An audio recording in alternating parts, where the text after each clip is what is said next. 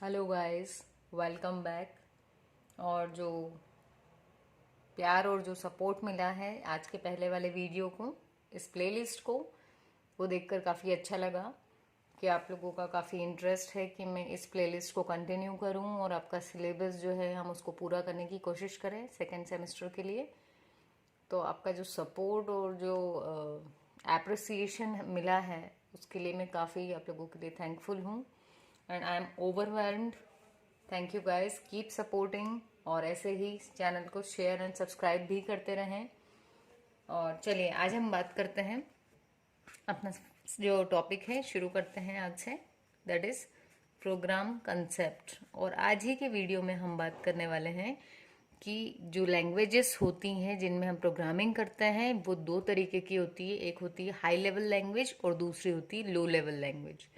तो हम इसके बारे में भी डिस्कस करने वाले हैं, तो वीडियो आप पूरा देखना ताकि आपको कोई डाउट्स ना रहे एंड आपको कंप्लीट नॉलेज मिले जो आज के लेक्चर के लिए हमने डिसाइड किया है।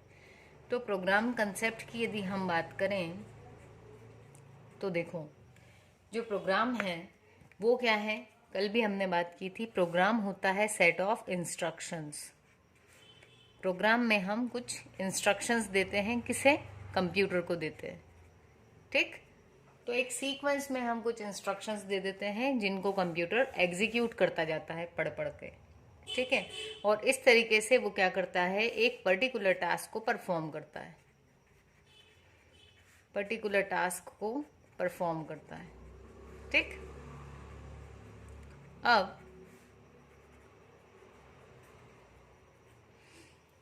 अब बात आती है कि कंप्यूटर को हम इंस्ट्रक्शन दे रहे हैं, है ना, और फिर कंप्यूटर काम कर रहा है। तो अब कंप्यूटर को इंस्ट्रक्शन देना है तो कैसे देंगे? हम उसको इंस्ट्रक्शंस लिख करके देंगे, मतलब हम प्रोग्राम लिखेंगे।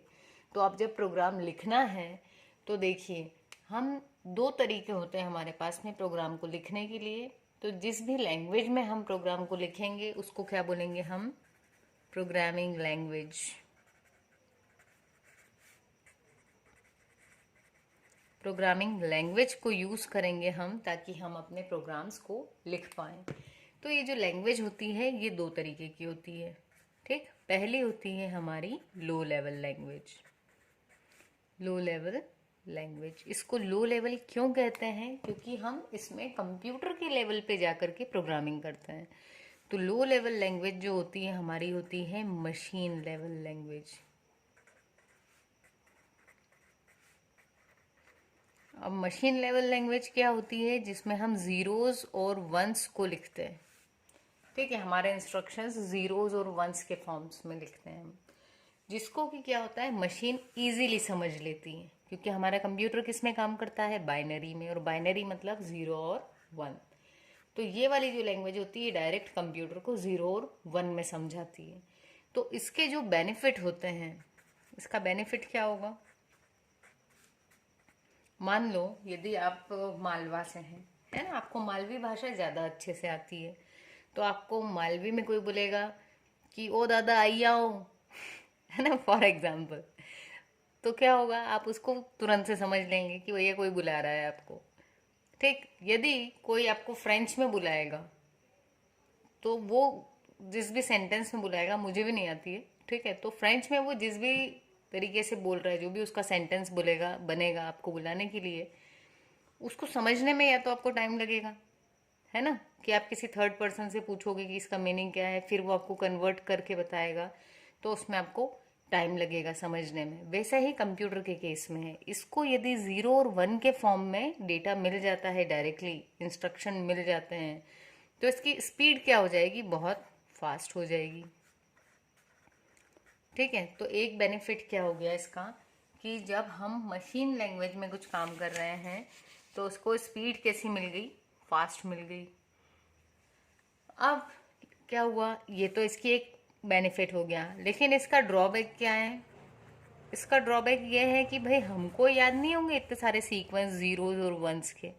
तो हमारे लिए कैसी है ये? हमारे लिए है डिफिकल्ट लैंग्वेज। इसको याद रखना, मान लो सम करवाना है तो सम के लिए जीरो और वन का क्या कॉम्बिनेशन बन रहा हो सकता है कि दो जीरो एक वन, फिर ऐसा कुछ कॉम्बिनेशन हो, तो क्या हमें याद रह पाएगा? और मान लो एक बिट अगर मिस हो गई तो फिर एरर आ जाएगी आपके प्रोग्राम में। फिर उसको सर्च करना कि कौन से ज़ीरो के बाद 1 लगाना था या किस 1 को ज़ीरो करना था, वो थोड़ा बहुत ज़्यादा कॉम्प्लिकेट हो जाएगा, है ना। तो इसलिए जो इसके बेनिफिट थे वो तो था कि स्पीड फास्ट है, लेकिन ड्रॉबैक ये था कि ये डिफ़िकल्ट है हमें याद करने और समझने के लिए, ठीक है, और एरर को हटाने के लिए। तो अब क्या हुआ कि जब हमारे लिए ये चीज़ें मुश्किल होने लगी, तो फिर नेक्स्ट क्या आया इसके बाद में, जो आपने पिछले सेमेस्टर में पढ़ा भी है, वो है आपकी assembly language.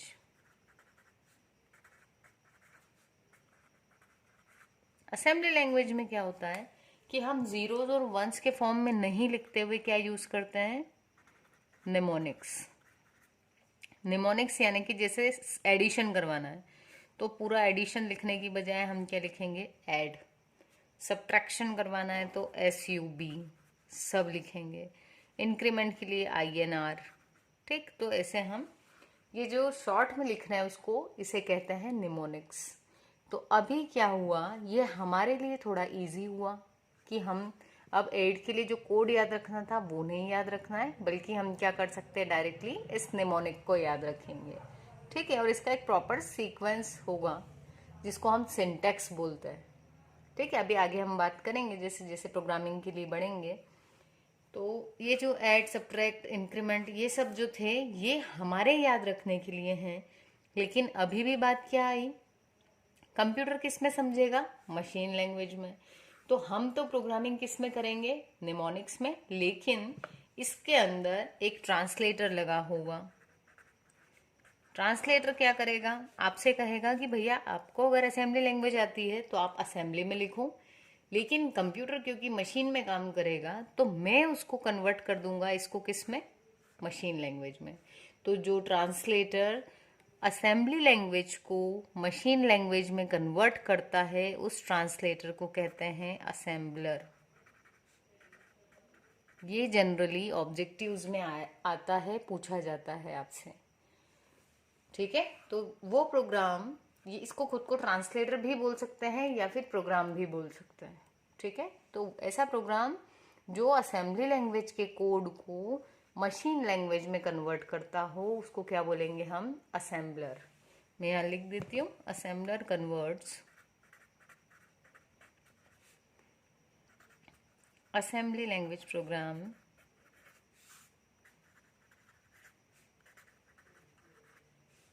Into machine language, ठीक है। तो असेंबली लैंग्वेज में कोई प्रोग्राम लिखा है उसको किस में कन्वर्ट कर देगा, ये मशीन लैंग्वेज में। और क्यों करेगा कन्वर्ट, क्योंकि कंप्यूटर उसके ऊपर काम तभी कर पाएगा जब उसको जो आपने प्रोग्राम लिखा है वो किस में मिले, मशीन लैंग्वेज में। तो आपके काम को आसान कौन बना रहा है यहाँ पर, ट्रांसलेटर, जिसका नाम क्या है, असेंबलर। तो ये थी हमारी लो लेवल लैंग्वेज, उसके बाद आई हमारी असेंबली लैंग्वेज। लेकिन करंटली अभी जो हम कहते हैं कि लोग जावा यूज़ कर रहे हैं, C++, इन सब की जब हम बात करते हैं तो ये किस में आती हैं, ये आ जाती हैं हमारी हाई लेवल लैंग्वेज। अब क्वेश्चन आता है कि इसको हाई लेवल क्यों कह रहे हैं, तो इसको हाई लेवल क्यों कह रहे हैं, क्योंकि कंप्यूटर के लिए ये लेवल हाई हो गया। कंप्यूटर के लिए जो लो लेवल था वो क्या था, मशीन 0 और 1, ठीक। लेकिन कंप्यूटर के लिए जब अब हम हाई लेवल लैंग्वेज में क्या करते हैं, इंग्लिश के वर्ड्स यूज करते हैं। इंग्लिश वर्ड्स को यूज करेंगे किस लिए, प्रोग्रामिंग करने के लिए। तो जब हम इंग्लिश के वर्ड्स में प्रोग्रामिंग करेंगे तो कंप्यूटर के लिए तो वो बहुत हाई लेवल लैंग्वेज होगी, क्योंकि वो तो क्या समझता है, 0 और 1। तो इसलिए यहाँ पर फिर हमें एक ट्रांसलेटर लगेगा। वो ट्रांसलेटर क्या होगा, उस ट्रांसलेटर को हम क्या कहेंगे, इस ट्रांसलेटर को हम कहेंगे कंपाइलर एंड इंटरप्रेटर।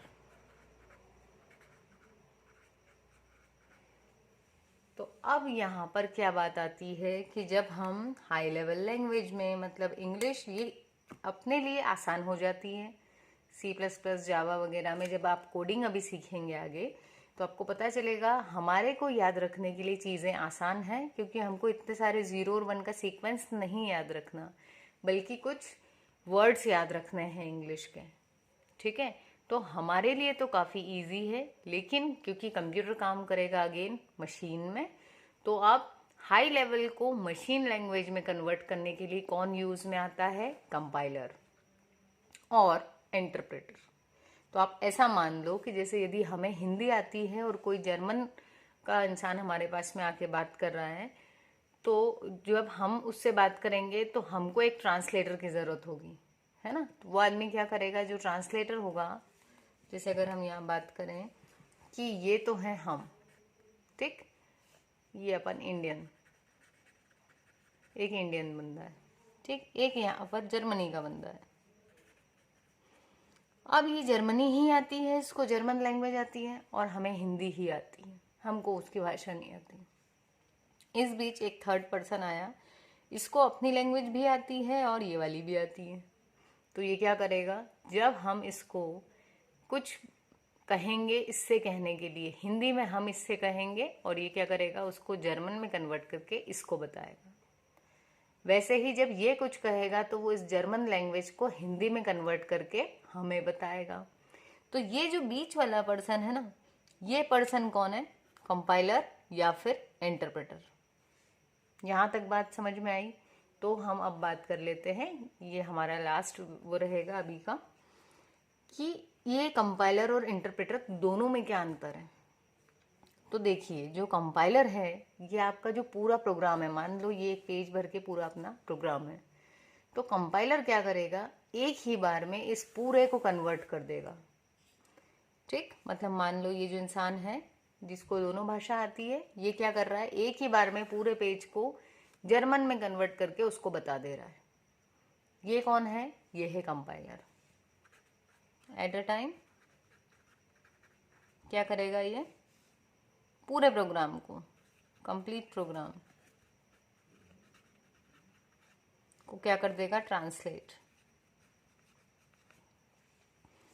या फिर ये है कंपाइलर। अब यदि हम इंटरप्रेटर की बात करते हैं तो ये क्या करता है? ये पहले एक लाइन को कन्वर्ट करेगा, फिर दूसरी लाइन को कन्वर्ट करेगा, फिर तीसरी लाइन को कन्वर्ट करेगा, ऐसे लाइन बाय लाइन काम करेगा। कौन? इंटरप्रेटर। Line by line. तो जब ये पर्सन एक एक लाइन को उसको ट्रांसलेट करके बता रहा है, पहले एक बता रहा है, वो समझ लेता है, ठीक है, फिर नेक्स्ट बताता है, फिर उसके बाद वाली, ऐसे बताते रहता है, तो इसको बोलते हैं हम इंटरप्रेटर। आगे जब हम प्रोग्रामिंग सीखेंगे तो हम देखेंगे कि प्रोग्राम को कंपाइल या इंटरप्रेट कैसे करते हैं। सो आई होप कि आपको ये जो हमने बात करी कि low level language, assembly language और हाई लेवल लैंग्वेज क्या होती हैं, ये आपको समझ में आया होगा। अगर यहाँ तक समझ में आया है तो चैनल को सब्सक्राइब ज़रूर कर लो, अगर नहीं किया है। वैसे आई एम श्योर आपने ज़रूर सब्सक्राइब किया होगा चैनल, और अपने दोस्तों के साथ भी शेयर करें। Thank you guys, keep supporting.